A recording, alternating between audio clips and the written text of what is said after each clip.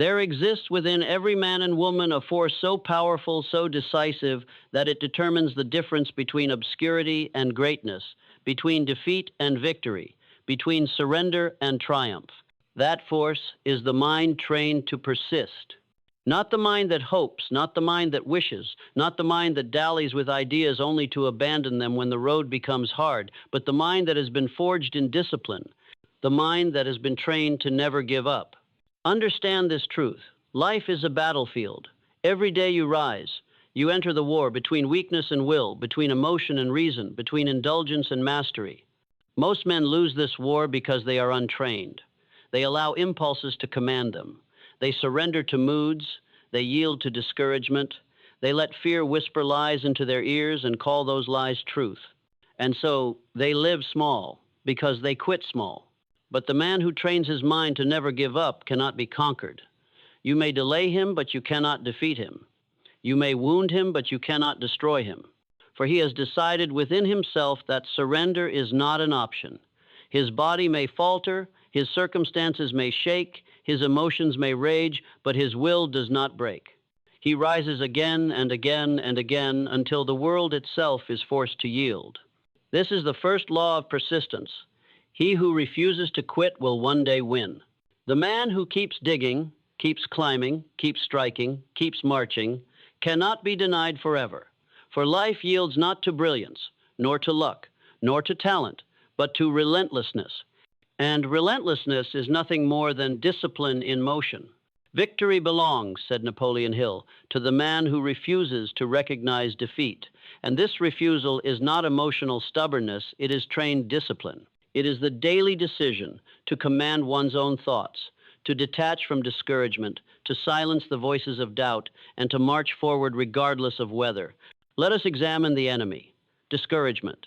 Discouragement is the assassin of dreams. It comes when progress is slow, when failures multiply, when results seem distant. Most men surrender here, believing the lie that effort is wasted. But discouragement has no power over the disciplined. The disciplined man expects difficulty. He expects delay. He expects failure. And he trains his mind to use them as fuel. Every failure whispers to him, "You are closer than before." Every delay says to him, "Patience is strengthening you." Every obstacle tells him, "This is the test that will make your victory permanent." And so he does not quit, for he has trained his mind to see discouragement as illusion. Now consider fear. Fear says, "You will lose, you will suffer, you will be embarrassed." The undisciplined believe it. They retreat. They abandon the pursuit of greatness. But the disciplined man answers fear with command. You are not real. You are only the shadow of possibility, not its reality. And he advances in spite of fear. Courage is not the absence of fear. It is the refusal to obey fear. And the refusal to obey is discipline. Anger, too, is an enemy. Anger distracts. Anger provokes rashness. Anger blinds judgment. The undisciplined strike in anger and ruin themselves, but the disciplined detach. They see anger rise, they acknowledge it, but they do not act upon it. They pause, they think, they choose, and in choosing they master anger instead of being mastered. The undisciplined man is a creature of reaction. He reacts to fear, to anger, to insult, to failure, to temptation. He is a puppet and the world pulls his strings. The disciplined man is a creature of response. He pauses, he detaches, he decides according to principle, not according to impulse. And this, my friend, is power. For if you allow emotions to govern your actions, you forfeit your power.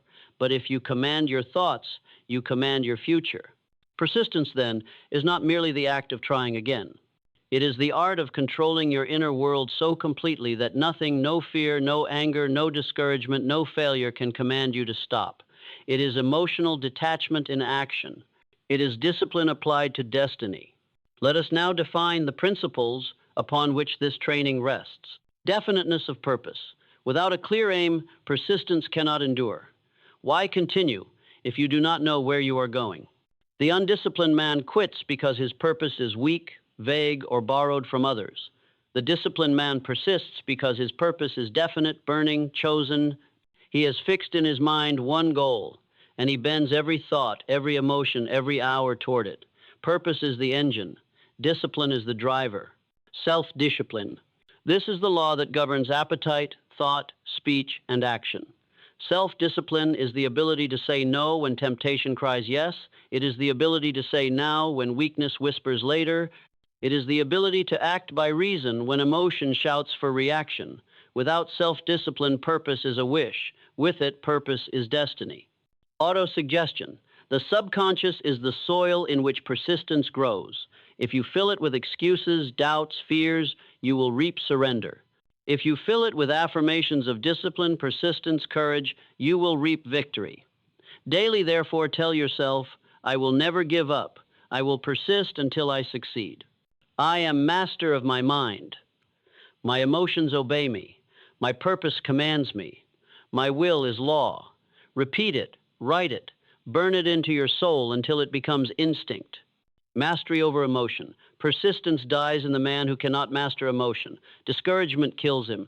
Fear paralyzes him. Anger misleads him. Desire distracts him. But the man who detaches, who observes his emotions without obeying them, persists. He walks through storms that destroy others. He climbs mountains that exhaust others. He stands calm when others collapse. Accurate thinking. The undisciplined mind believes lies. It mistakes difficulty for impossibility, delay for denial, opinion for truth. But the disciplined mind practices accurate thinking. It sees reality as it is, unclouded by emotion. It separates fact from illusion, cause from coincidence, truth from deception. And so it persists because it knows that delay is not defeat, that failure is not final, that obstacles are not walls but doors. Together, these principles form the foundation of a mind trained to never give up. They are the laws of discipline, the pillars of persistence, the weapons of mastery. Apply them daily, and you will become unstoppable. Neglect them, and you will remain ordinary. And now, let me impress upon you this. Persistence is not a trait of birth. It is a choice. It is trained. It is forged. The man who quits does so by habit. The man who persists does so by habit. And habits are nothing more than repeated choices. Each day you choose to persist, you are training your mind to never give up. Each day you choose to quit, you are training your mind to surrender. You are building destiny in the smallest choices of today. The man who persists is not the man who feels no doubt. He is the man who refuses to be governed by doubt. He does not wait for encouragement from others, for he knows it is fickle and unreliable. He does not rely upon the applause of the crowd, for he knows the crowd cheers today and condemns tomorrow. He does not depend upon favorable conditions, for he knows conditions change like the weather. His strength lies in detachment from all of these, and in attachment to purpose alone. Understand this principle. The mind that is detached from circumstance is indestructible. Most men tie their persistence to results. If results appear quickly, they continue. If results are delayed, they quit. This is not persistence, but dependence.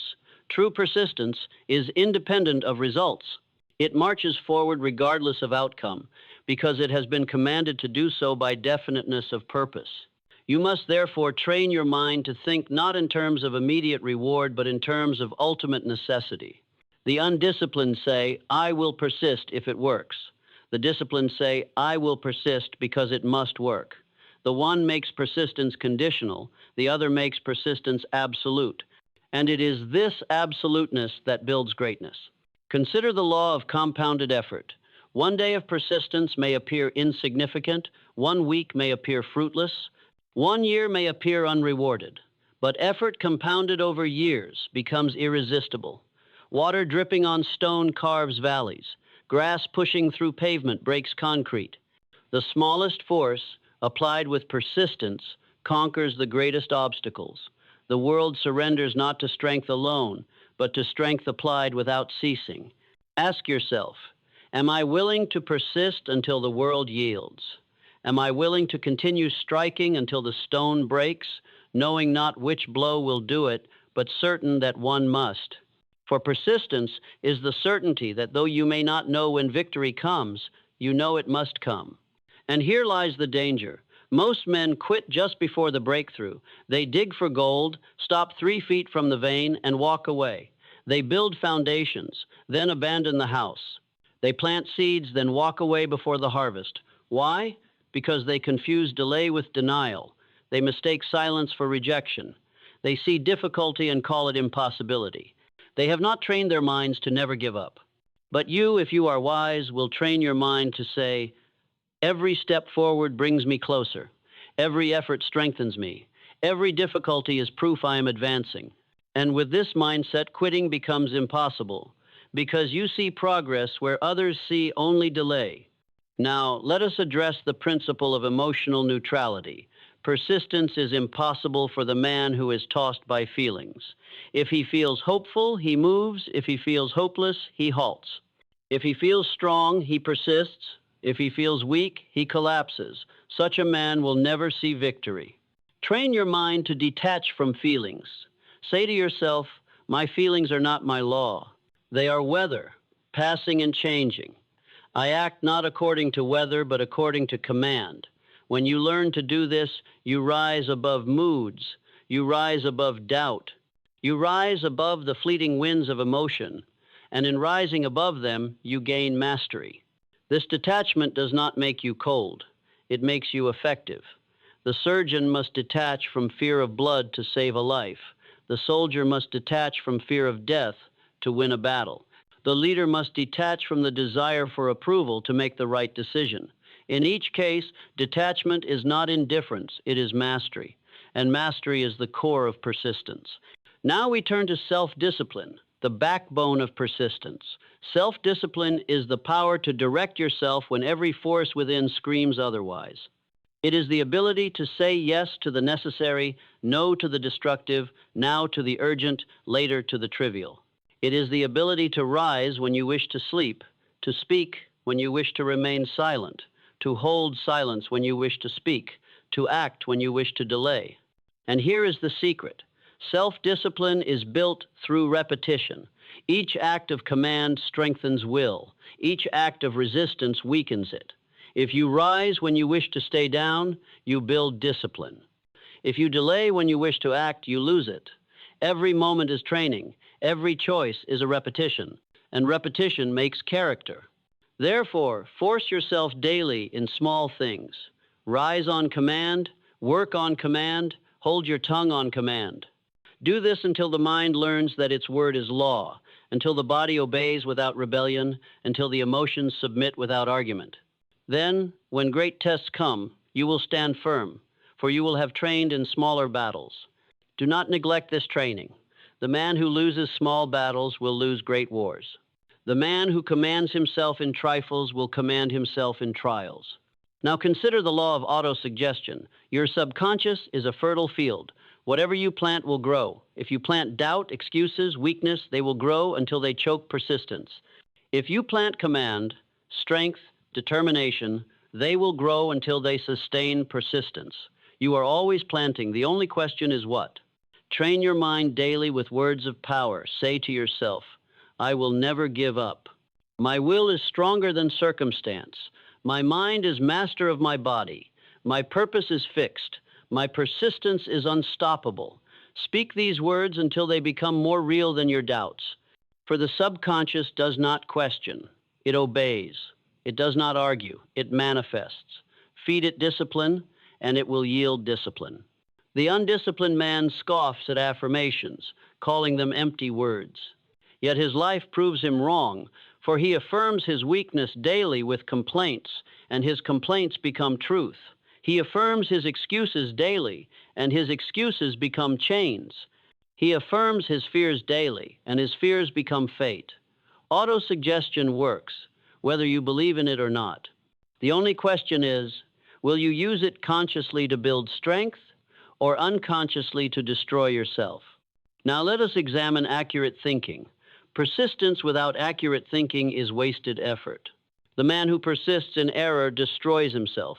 The man who persists in truth advances without fail. You must therefore train your mind to think accurately.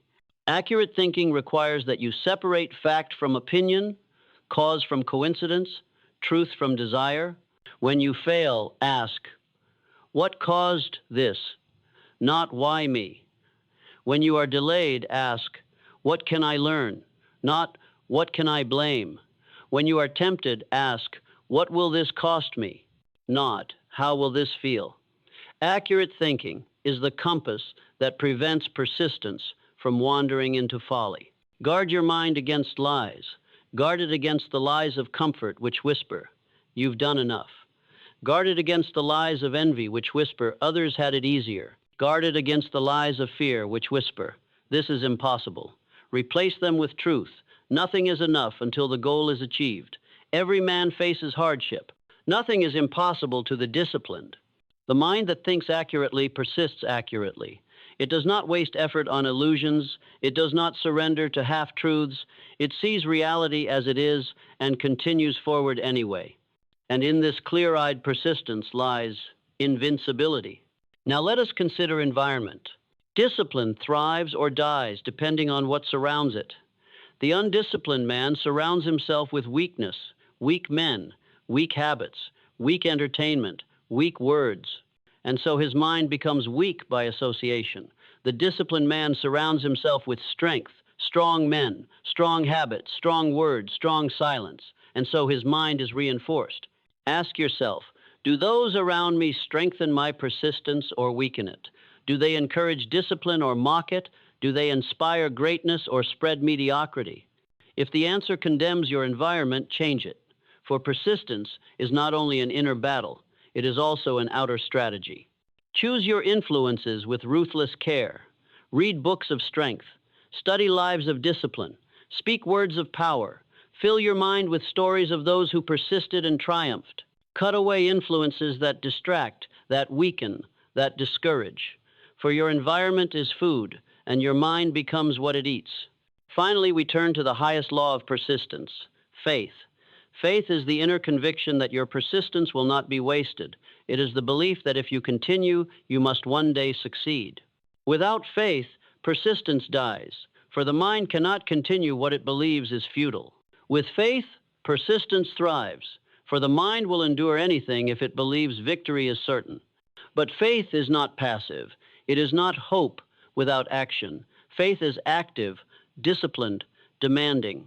It is the voice that says, I will persist, for victory is certain, though I do not know how, though I do not know when, though I do not know through what means. I know it is certain. This is the faith of the disciplined, and it makes them unstoppable. The mind that never gives up is a fortress, but like every fortress, it must be built stone by stone. No man is born with it complete. The weak surrender to the illusion that persistence is a gift granted to a chosen few. But the truth is sharper. Persistence is trained, built, hammered into the soul by repeated acts of discipline. And if it can be trained, then every man has within him the potential to become relentless. Begin with this understanding. Every temptation to quit is a gift, a chance to practice mastery. The man who faces no resistance will never learn strength. The man who faces no discouragement will never learn persistence. The man who faces no hardship will never learn discipline.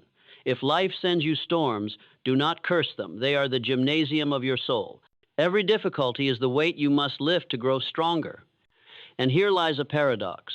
The very hardships you despise are the instruments of your greatness.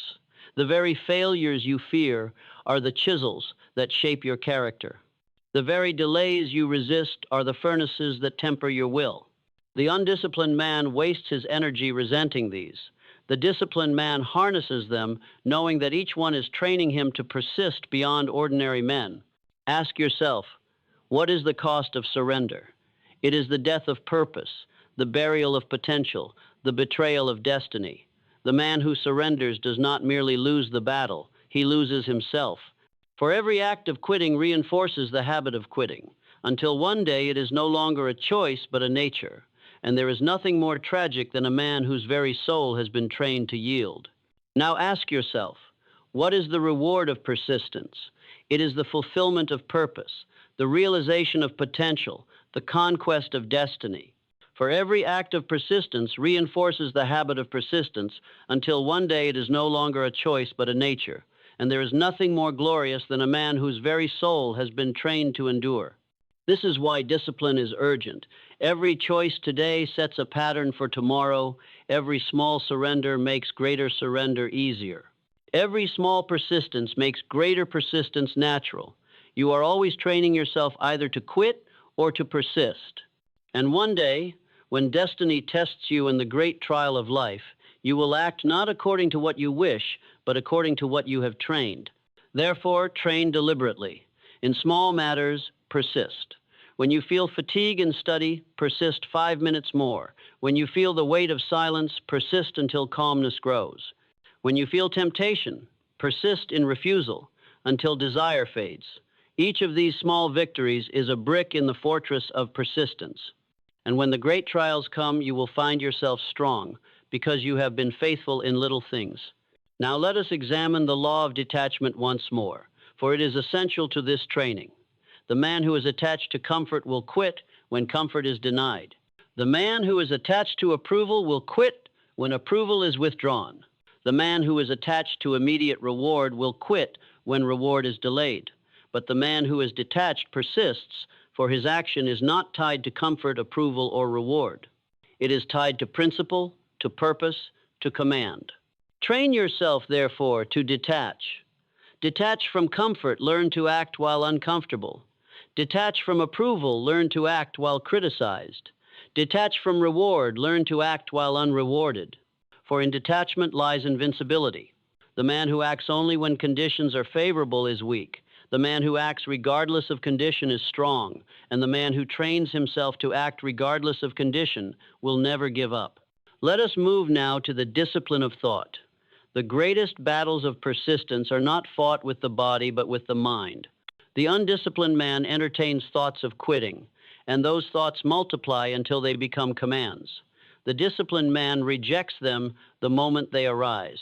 He says, "This thought does not serve me. I will not dwell upon it," and by rejecting it, he starves it. Guard your mind as a king guards his throne. Allow no thought of surrender to enter. When it whispers, silence it with truth. I am stronger than this, I will not yield. My will commands me forward. When it persists, overwhelm it with affirmations of power. For thoughts are seeds, and if you allow the seed of surrender to grow, it will one day choke the tree of destiny. But if you plant only seeds of persistence, you will reap an orchard of victories. And remember this, your subconscious does not distinguish between truth and lie, between desire and fear. It acts upon what you repeat. If you repeat, "I cannot go on," it will obey. If you repeat, "I will never quit," it will obey. Feed it only with commands that serve your persistence. Now let us consider time once more, for persistence is the child of disciplined time. The undisciplined man wastes hours in triviality, then despairs when he lacks the strength to persist in essentials. But the disciplined man invests his time with care. He allocates hours to purpose, to growth, to work. And because he invests his time, persistence becomes natural. Do not tell me you lack persistence if you waste your time, for time is the currency with which persistence is purchased. Guard your hours as you guard your soul. Spend them only on what builds your purpose. Reject the thieves of time, idle chatter, meaningless distraction, empty indulgence. Each stolen hour is a brick removed from the fortress of your persistence. And finally, consider the law of legacy. You do not persist for yourself alone. Your persistence becomes the inheritance of those who follow. The disciplined man who never gives up sets a pattern for his children, his students, his society. His example becomes their law. The weak man who quits infects others with weakness. His surrender becomes their excuse. This is why persistence is sacred. It is not only your salvation, but the salvation of others. You may not see it, but when you persist, you inspire. When you endure, you strengthen.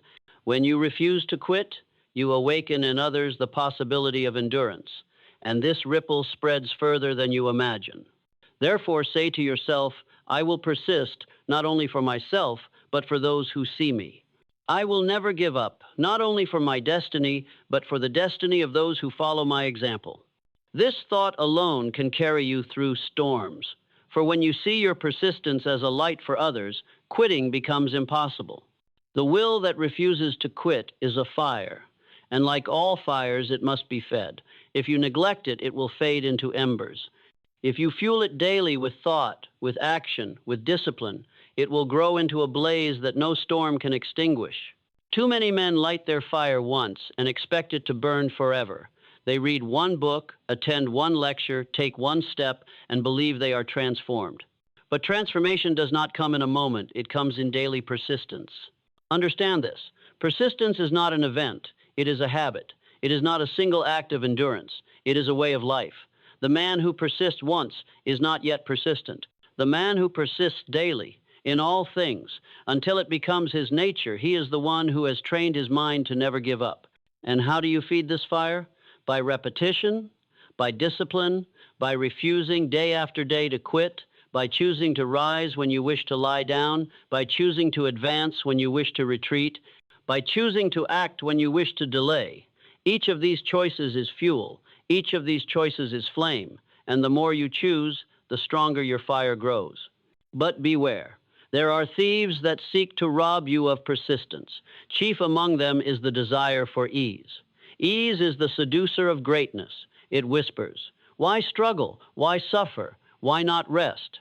And those who listen to it become soft, complacent, weak. They surrender not because they are defeated, but because they love ease more than destiny. The disciplined man does not despise rest, but he does not worship it. He rests when it serves his purpose, not when it serves his weakness. He does not ask, "Do I feel like continuing?" He asks, "Must I continue?" And when the answer is yes, he acts regardless of feeling. This is how persistence is built, not by waiting for inspiration, but by commanding action. Another thief is distraction. The undisciplined man begins with purpose, but is soon diverted by trivialities.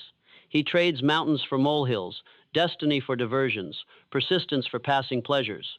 His fire burns, but he spends it on nonsense until nothing remains for the work that matters. You must therefore guard your attention as you guard your soul. For where your attention goes, your persistence follows. Fix your attention on your purpose and let no triviality steal it.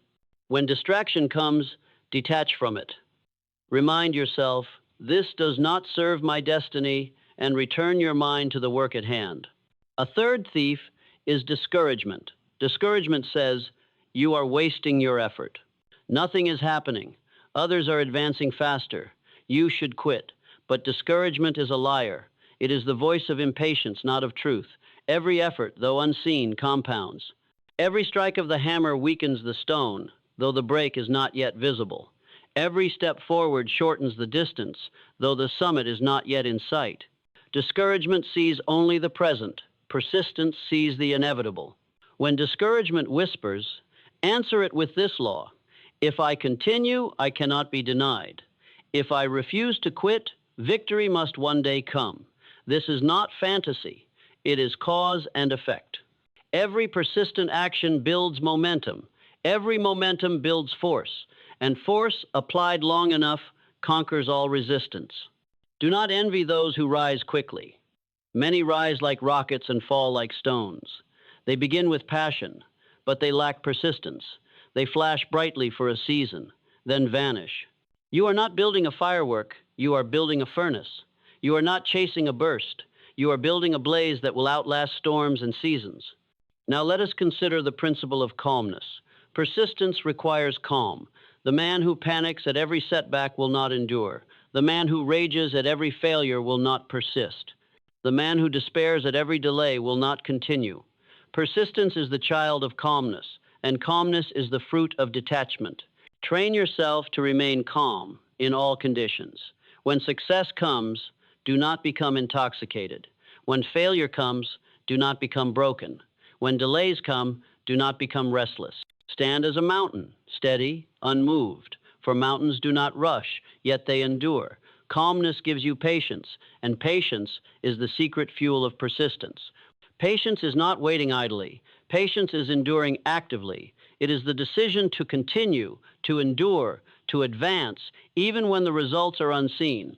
It is the confidence that the seed planted will one day bear fruit, though the harvest is not yet visible.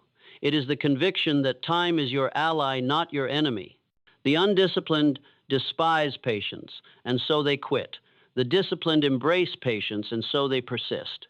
Now we come to the law of sacrifice. Persistence demands sacrifice. You cannot persist in pursuit of one thing while clinging to everything else. You must let go of distractions, of indulgences, of comforts that drain your energy. The man who would persist in the climb must drop the weights that hold him back. Ask yourself, what must I give up to persist? What habits, what indulgences, what attachments must I sacrifice? For persistence is not only the power to endure, it is the wisdom to shed what does not serve you. Discipline is subtraction before it is addition. By removing the unnecessary, you strengthen the necessary. By sacrificing the trivial, you fortify the essential. And here is a truth most men fear. The greater the purpose, the greater the sacrifice. The man who pursues greatness must give up the mediocrities that others cherish. He must walk alone while others walk in crowds. He must endure mockery while others seek approval. He must embrace struggle while others chase comfort. But in the end, he will stand where others cannot stand, because he persisted where others would not. Now let us examine persistence in the face of failure. Failure is the crucible of persistence. Many men can continue while success is near. Few can continue when failure multiplies. Yet it is here, in the ashes of failure, that persistence proves its power. Failure is not the opposite of success, it is the path to success. Every failure removes error, strengthens will, builds knowledge, trains patience. Every failure is a step forward if you persist. The undisciplined quit in failure, and so failure becomes their end. The disciplined persist in failure, and so failure becomes their teacher. Ask yourself, do I see failure as final or as fuel? Do I see it as death or as discipline? The answer will determine whether you quit or whether you rise. The disciplined man chooses to rise, and in rising, again and again, he proves that nothing can break the man who refuses to stay broken. And now, let us speak of destiny. Destiny does not belong to the cleverest, nor to the strongest, nor to the luckiest. Destiny belongs to the most persistent. For while talent fades and luck deserts and strength diminishes, persistence endures. The man who refuses to quit will outlast them all. He will bury his failures with his persistence. He will outlive his rivals with his persistence. He will carve his name into destiny with his persistence. Mark this truth. The world does not reward brilliance alone, but brilliance sustained. It does not reward talent alone, but talent disciplined. It does not reward effort alone, but effort unbroken. The crown belongs not to the man who begins, but to the man who continues until the end. The man who persists is not merely enduring, he is conquering. Every day he continues. He conquers a little more of himself, a little more of the world, a little more of destiny. The weak believe that conquest is loud, sudden, explosive, but the truth is quieter. Conquest is the steady march of one who refuses to stop. Victory is not the cry of a single battle. It is the accumulation of countless days in which you did not quit. Think of the seed beneath the soil. For weeks, for months, it pushes upward unseen. To the eye, nothing is happening. To the impatient, it seems wasted. But beneath the surface, persistence is working. And one day, without warning, it breaks through. So it is with the man who persists. To the world, he seems stuck, delayed, denied. But beneath the surface, he is building strength. And one day, without warning, he breaks through into success. Do not demand that the world applaud your persistence while you are still underground. The applause will come in its season. For now, train your mind to persist without recognition. Train it to endure without applause. Train it to continue without reward. For if you require constant encouragement, you will quit when it is absent. But if you detach from encouragement, you will never quit because you march for purpose, not for praise. The disciplined man knows this. Persistence is private before it is public. It is built in silence, long before it is revealed in success. And he is content with this because he knows that persistence is not about appearance, but about reality. He trains his mind in the dark so that one day he will shine in the light. Now let us consider the principle of initiative. Persistence without initiative is stagnation. Discipline requires that you not only continue, but that you advance. The undisciplined wait for permission, for certainty, for favorable conditions, and so they delay, and their persistence is wasted in waiting. But the disciplined take initiative. They act when uncertain. They begin when unprepared. They move when conditions are unfavorable. And because they move, they create momentum. Persistence is not waiting endlessly. Persistence is advancing relentlessly. If the road is blocked, the disciplined find another road. If the door is shut, they build another door. If the mountain is high, they climb anyway. They do not wait for the world to open the path, they force the path open by persistence. Remember this: opportunities come not to those who wait, but to those who move. The world yields its treasures to the man who knocks again and again until the door is forced open. If you knock once and leave, you gain nothing. If you knock until your knuckles bleed, the door must one day open. Now let us examine the law of control. The man who persists has learned to control his responses. Life will send storms, insults, delays, betrayals. If you react in anger, you waste energy. If you react in despair, you waste strength. If you react in panic, you waste clarity. The undisciplined scatter their power through reaction. The disciplined conserve it through control. Train your mind, therefore, to pause before every reaction. Ask yourself, will this serve my purpose? Does this advance my persistence? If the answer is no, detach. Respond not according to impulse, but according to principle. For every response is an investment, and wasted responses are wasted persistence. Detachment gives you this power. Detach from insult, and you cannot be provoked. Detach from fear, and you cannot be paralyzed. Detach from comfort, and you cannot be seduced. Detach from failure, and you cannot be broken. Detach from success, and you cannot be intoxicated. The man who detaches persists because nothing external can command him to quit. This is why discipline is inner law. The undisciplined live by outer law, approval, comfort, conditions. The disciplined live by inner law, command, principle, purpose. Outer law changes with the weather. Inner law endures forever, and only the man who obeys inner law will persist to the end. Now let us speak of vision. Persistence cannot survive without vision, for when the present is filled with difficulty, only the vision of the future can sustain you. The undisciplined live by sight alone, and when sight sees only hardship, they quit. The disciplined live by vision, and when sight sees only hardship, vision sees destiny. Train your mind to see the end before the beginning. See the finished house before you lay the first brick. See the harvest before you plant the seed. See the victory before you fight the battle. This vision will carry you when sight betrays you. And let this vision be definite. Vague visions breed weak persistence. Clear visions breed relentless persistence. The man who says, I want success, will quit, for success is vague. The man who says, I will build this, achieve this, become this, will persist, for his vision is sharp, and sharp visions cut through obstacles. The disciplined man trains his mind daily to hold vision. He repeats it in words, imagines it in detail, feels it as reality. And because he sees it so clearly, he cannot quit, for to quit would be to betray what he has already seen. Now, let us consider courage. Persistence requires courage, for the road will always contain fear. Fear of failure, fear of ridicule, fear of loss, fear of struggle. The undisciplined obey fear, and so they quit. The disciplined master fear, and so they persist.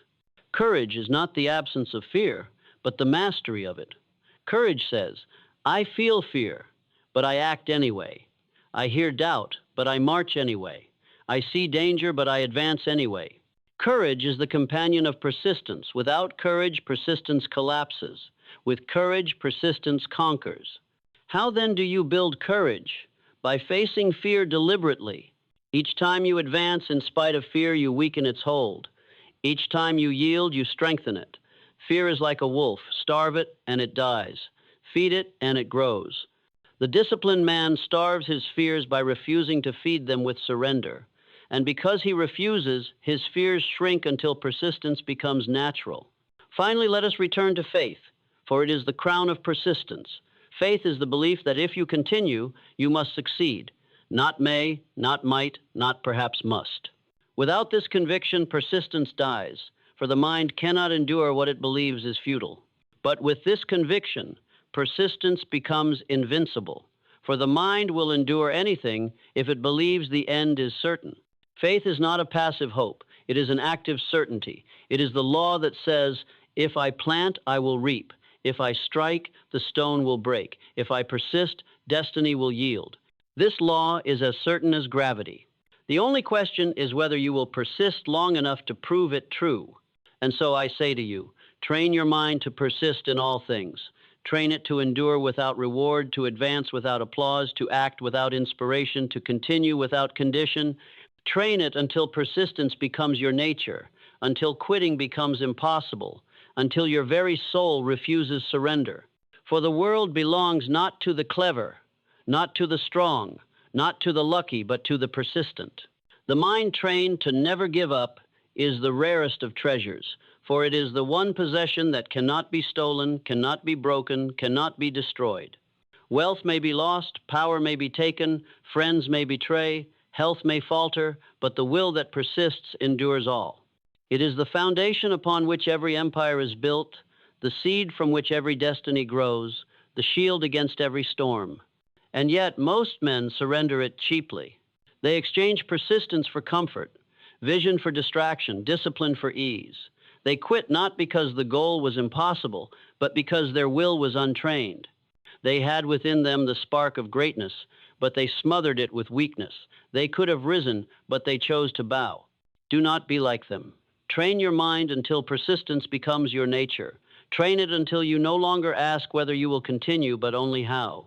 Train it until the thought of quitting disgusts you, until surrender is unthinkable, until your very soul rejects defeat as a foreign language. You must see yourself as a warrior of destiny.